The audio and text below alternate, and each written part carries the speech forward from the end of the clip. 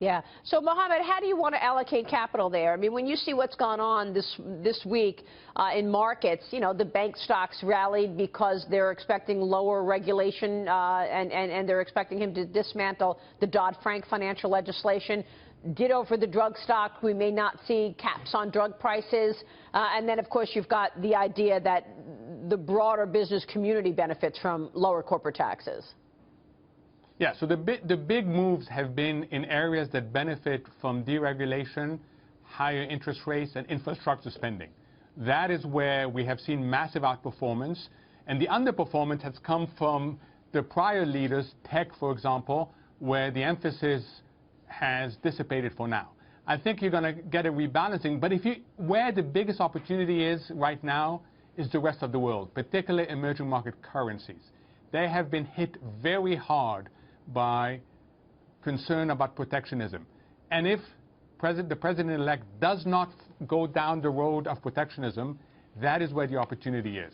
Yeah, I think that's a really good point. So are you saying that you're expecting growth on international markets or expecting the markets internationally to trade higher?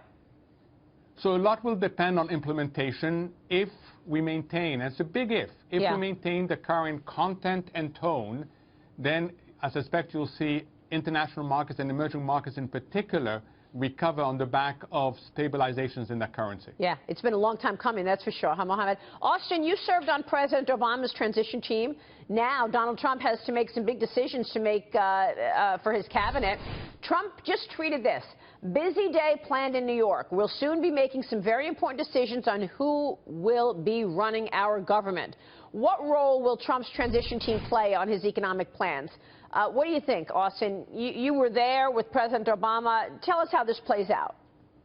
Yeah, I think it's quite important, actually, you know, and particularly in the context that Donald Trump is not a lifetime Washington figure by any means. So who he's naming to the transition team, and especially into the major jobs of the administration, are going to make a huge difference in both what do they prioritize, what do they do first, and how do they enact the rules. Because, as you know, Maria, there are so many pieces of legislation that we've already passed over the last 20 years that vest a whole bunch of power into these agencies. So the Secretary of the Treasury, I know they may try to repeal Dodd-Frank, but if you look at Dodd-Frank, designating who the SIFIs are, what the capital requirements, what should be the charges, the negotiations of the Basel Accords and Basel agreements of the major banks in Europe. All of those things are heavily influenced by the Treasury Secretary.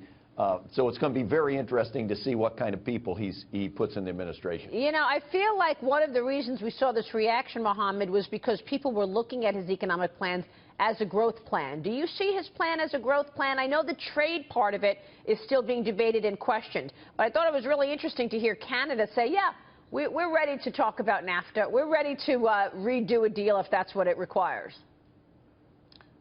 So it's important that we tweak a little bit the narrative on trade. For me, it is unambiguous that if we pursue tariffs against Mexico and China, and if we dismantle NAFTA, that is stagflationary, which is not a good thing for the average American, because they suffer both on account of high inflation and lower growth. But if he pursues fair and free trade, that's a different issue, and I suspect that people will be willing to talk. Also, I agree with Austan, be careful about dismantling things quickly. The UK example with Brexit is very important. Don't rush to replace something with nothing. There's a reason why they are going slow on Brexit, because they want to get it right, and it's really important. So as long as the president-elect avoids anti-growth trade measures and avoids dismantling things before there are good substitutes, yes, the growth impulse can continue. What would be your expectation for 2017's economy, Mohamed? If we continue like that, we can look at 2 to 2.5%, and importantly, some of the stuff like infrastructure spending, corporate tax reform, speaks not to just 2017 growth, but speaks to potential growth. And that is really important in an economy that has been suffering quite a bit of headwinds on that account. Sure has. Austan, final word from you. What is your expectation for the 2017 economy?